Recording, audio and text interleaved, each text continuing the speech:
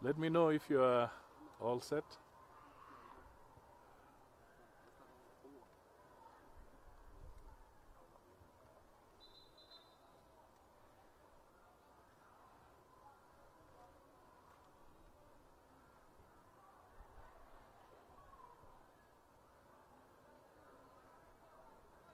So, who waves to say when you're ready?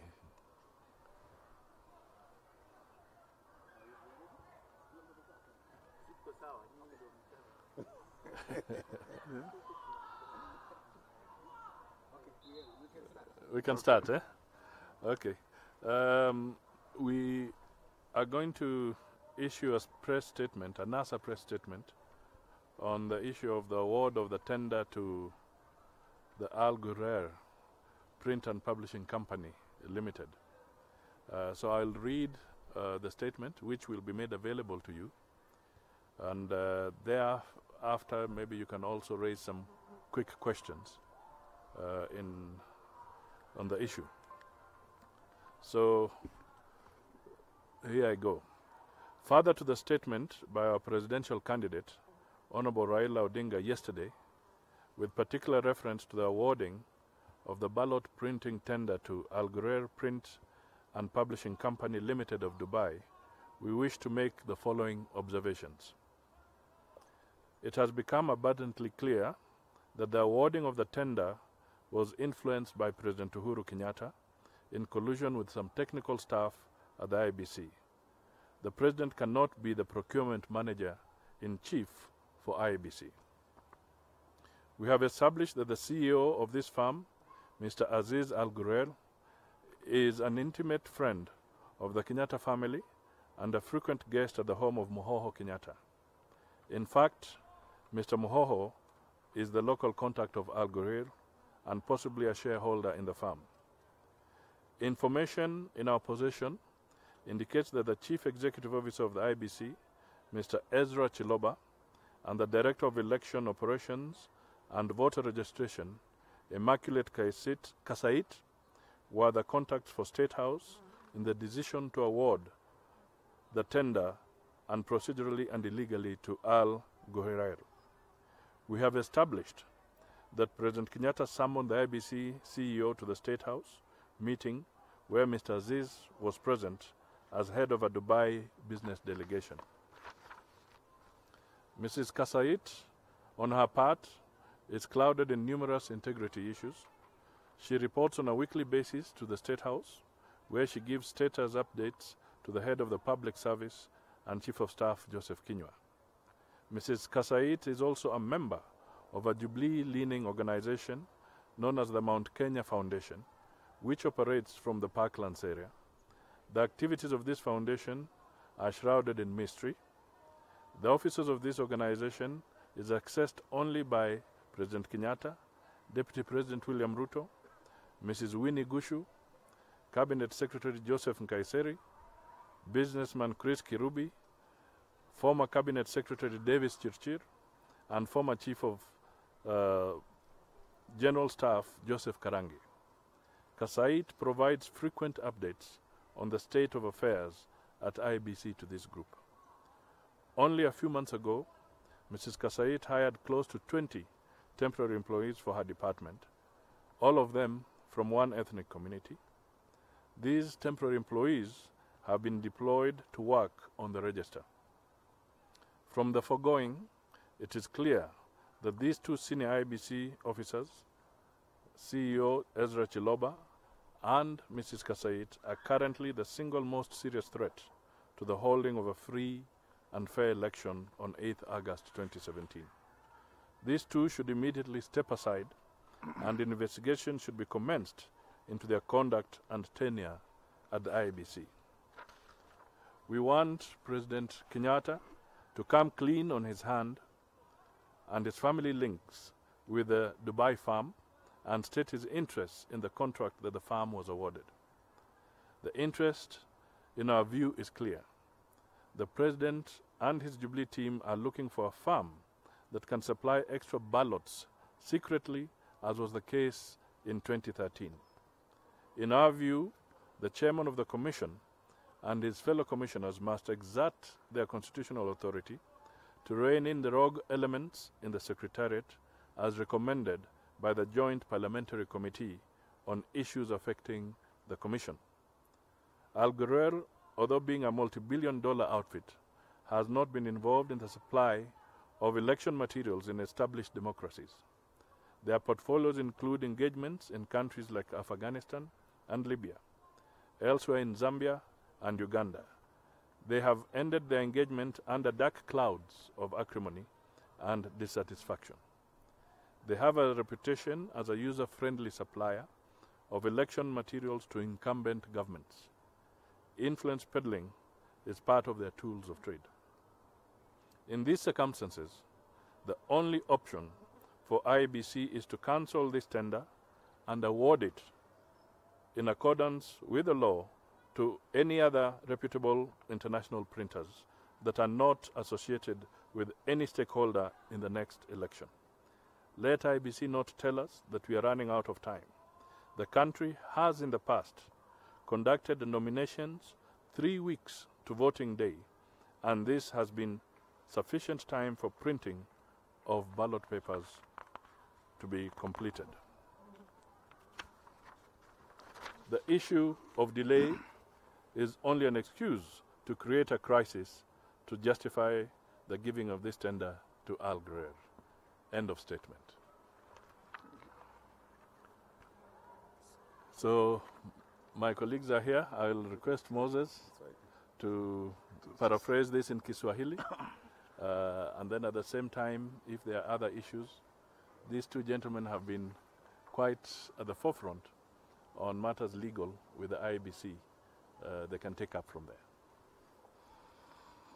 Nashukuru sana. Mjambo wa Kenya wenzangu. Jana kiongozi wetu Mheshimiwa Raila Odinga alisema ya kwamba sisi kama wananasa tunashuku na hatuna imani na kupeana kwa sabuni kwa kampuni ya Dubai inaitwa Al Ghurair kwenda kuchapisha makaratasi itayotumiwa kupiga kura. Leo mmeona kwa magazeti, kuna gazeti moja imebeba picha ya anayemiliki kampuni hiyo ya Al Ghurair wakisalimiana na Rais Uhuru Kenyatta katika ikulu ya Nairobi. Na kwa Kiingereza huwa tunasema a picture is worth 1,000 words. Hiyo picture peke yake na maneno mengine ambayo tumesema kwa hii statement inaonyesha ya kwamba kuna maofisa fulani katika IEBC ambao wanahujumu uwezo wa kuwa na uchaguzi ambao ni wa ukweli, uhuru na haki ambao unaweza kukubalika na Wakenya wote.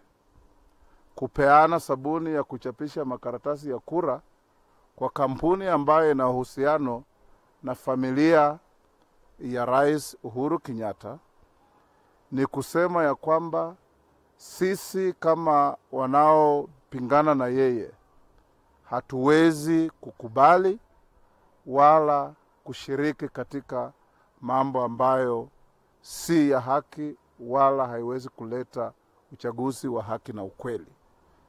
Kuna maafisa wawili katika tume ya uchaguzi. Ule anayesimamia Secretariat anaitwa Chiloba na mama moja anaitwa Kasait. Wamehusishwa na safari za mara kwa mara kwenda ikulu na kuketi kwa vikao ambavyo wanaeleza rais na watu wake jinsi IEBC inapanga uchaguzi ujao. Hili ni swala ambalo hawajachukua nafasi kutushawishi wala kutueleza sisi ni nini wanafanya. Pengine Bwana Chebukati na makomishona wenzake hawajaelewa ya kwamba hata kuna kamati ya bunge ambayo ilitoa maswala mbalimbali kuhusu hao maofisa na hata ikasema hawastahili kuwa katika ofisi tukielekea katika uchaguzi. Kwetu sisi kama wananasa tunataka kuwaeleza Wakenya ya kwamba swala la kusema hatuna muda wa kutosha kuchapisha haya makaratasi sio ukweli. Uchaguzi uliopita kwa miaka mingi huwa tunafanya kura za mchujo karibu wiki 3 au 4 kabla ya kwenda uchaguzi. Na wakati wa kampeni huwa ni wiki 3 peke yake, siku 21. Na tume za uchaguzi hata zile mbaya zilizokuweko zilikuwa na nafasi ya kutosha kuchapisha makaratasi ya kura, kuyaleta na kusimamia uchaguzi, hasa ule ambao kila Mkenya anajivunia wa 2002 ulioleta serikali ya NAK katika uongozi. Kwa hivyo tunataka tume ya uchaguzi iondolee mbali ile sabuni wamepewa hii kampuni ya utata ya Al Ghurair kutoka Dubai, na waanze upya wakifuatilia sheria ya tendering katika nchi yetu ili waweze kupata wale ambao wanaweza kuchapisha haya makaratasi. Kuna kampuni mingi sana. Kuna kampuni ambazo ziko katika Ufaransa, Ubelgiji, Afrika Kusini na kwingine ambazo zinaweza kufanya hii kazi bila mapendeleo, kwa sababu hii kampuni ya Al Ghurair inajulikana kwa kuchapisha makaratasi na kusaidia serikali zilizoko ili waweze kuhujumu uchaguzi ambao unafanyika. Mnakumbuka hapo Uganda na Zambia walikuwa katika utata na serikali za nchi hizo mpaka wakatoka katika hali isiyoeleweka. Na ile wanajivunia kwamba wametoa makaratasi ni Afghanistan na Libya. Na mnajua hizo si demokrasia za kutaja wala kujivunia kusema wana historia ya kufanya kazi inayoeleweka. Thank you. Any questions? Yes, please. My name is Kinyua. I work for NTV. We just from a press conference with the IEBC, and they are saying that the Senate has been very consistent, but it's never been an issue of the capacity. And this new issue of... That who has been consistent? The Senate has been consistent in raising this issue of the disputed company. But this new issue has never been brought to the fore until recently. And they are saying that to remedy this, they are taking a delegation to Dubai on 22nd to witness the printing so that they can know this company has capacity and is indeed authentic. But the question is, what is the main issue here? First, it's about the relationship with President Kenyatta. This company was taken to court and it went all the way. They have talked about validating this tender, and none of that has happened over time. So what is the main issue here? Is it because President Uhuru has relations, or because this company has links or has never provided ballot papers to a democracy that can be talked about? What is the main issue? I think the statement that has been read by our distinguished chair of the campaign team, Honorable Musalia, speaks for itself. To begin with, it is not true that this matter is being raised now. 3 weeks ago, Raila Odinga and I visited IEBC, and we met the commission chairman and all his commissioners, and we raised this issue. And we said we had impeccable sources of information that a relative of the president was the official agent of this company in Kenya.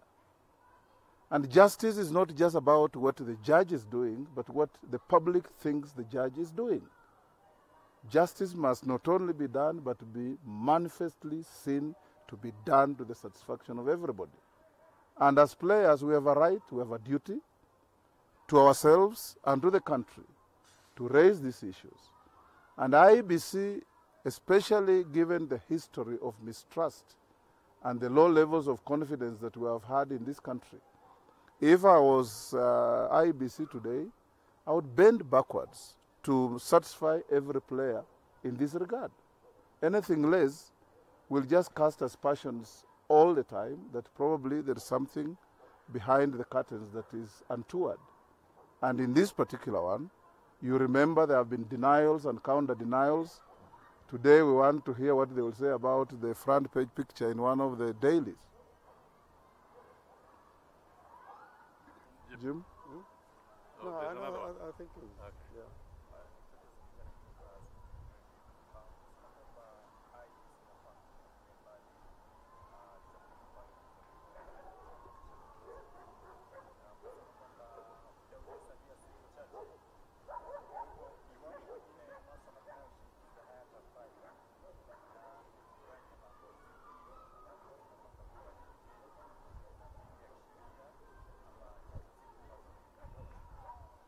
tunachukua hatua baada ya hatua.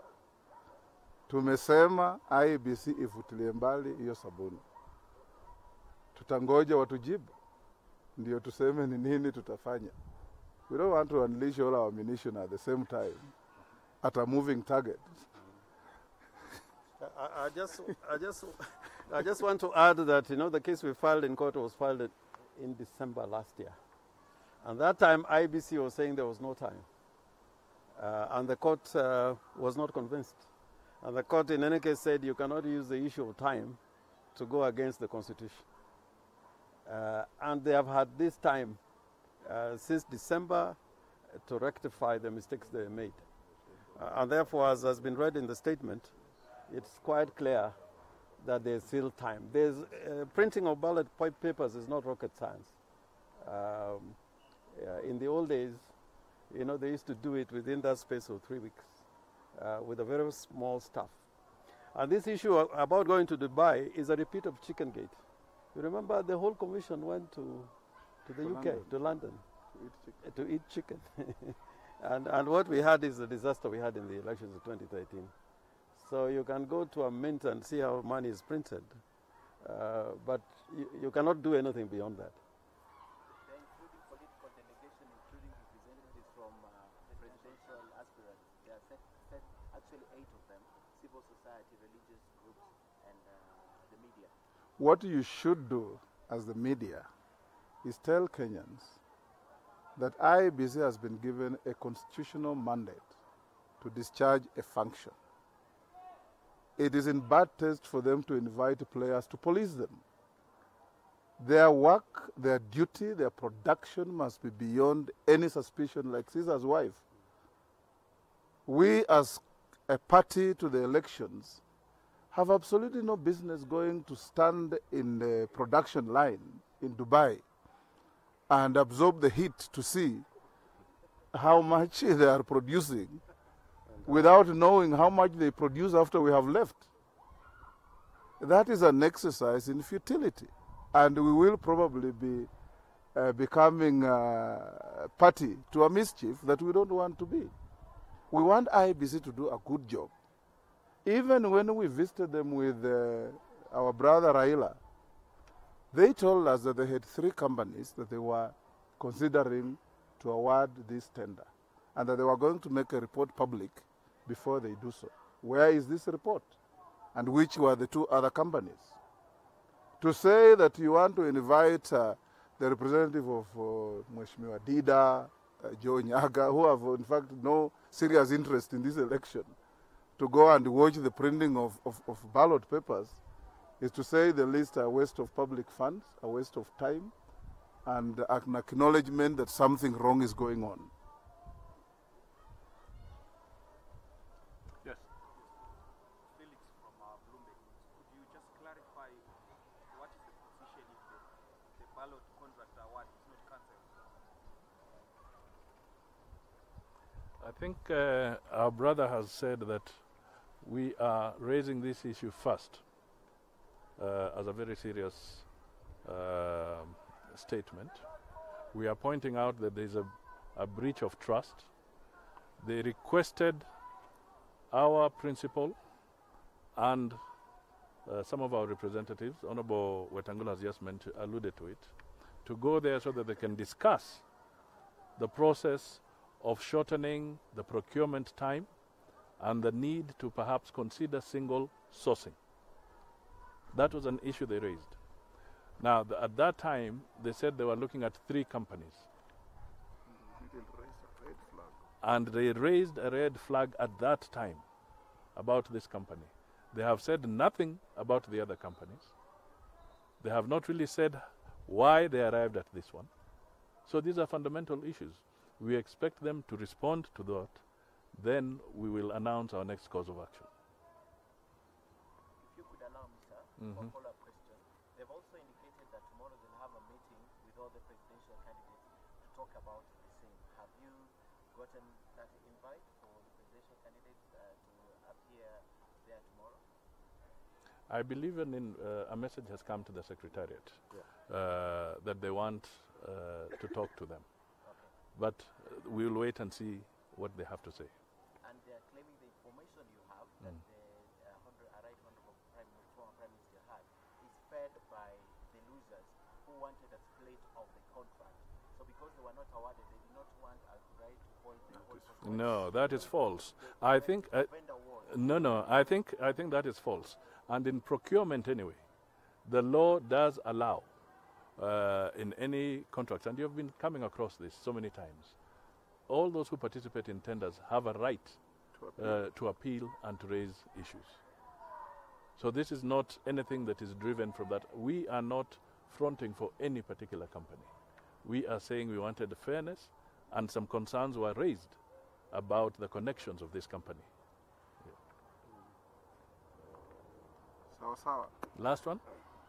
Do you feel that if the tender is, the weight has been given to Al Ghurair, then the August election is compromised from your side? Clearly, if there are serious doubts, then everybody will be extremely worried as to whether we will have a genuine process.